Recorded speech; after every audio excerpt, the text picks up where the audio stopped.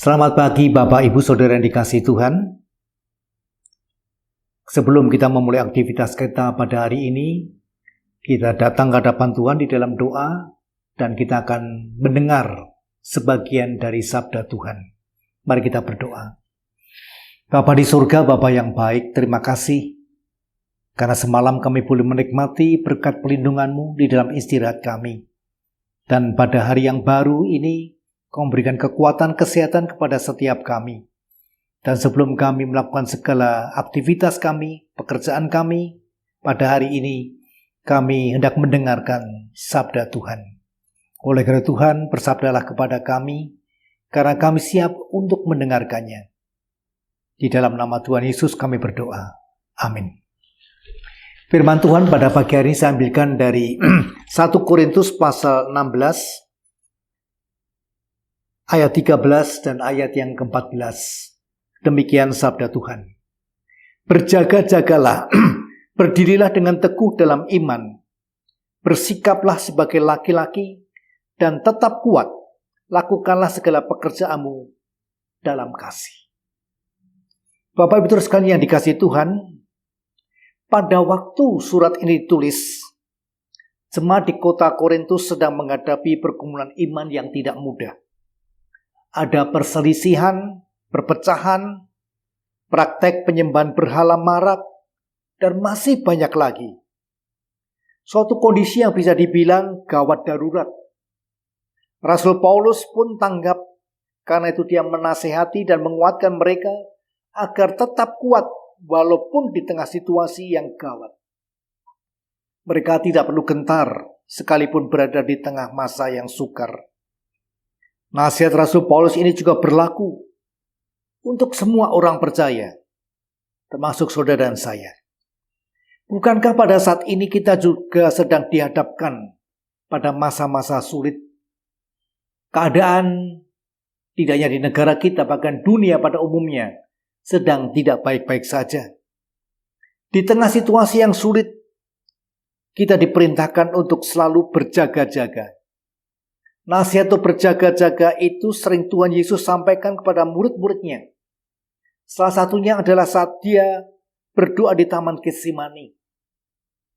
Matius 26 ayat 41 menuliskan, berjaga-jagalah dan berdoalah, supaya kamu jangan jatuh ke dalam pencobaan. Roh memang penurut, tetapi daging lemah.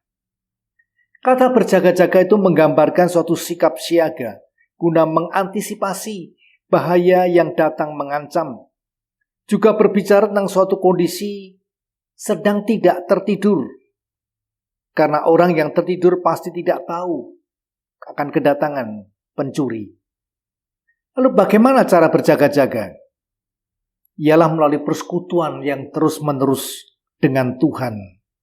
Sebab hanya dekat Tuhan sajalah kita mendapatkan ketenangan. Seperti yang dituliskan pemazmur pasal 62 ayat yang kedua.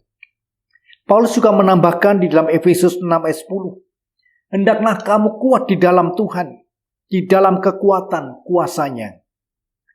Jikalau kita selalu berjaga-jaga, akan mampu berdiri teguh di dalam iman.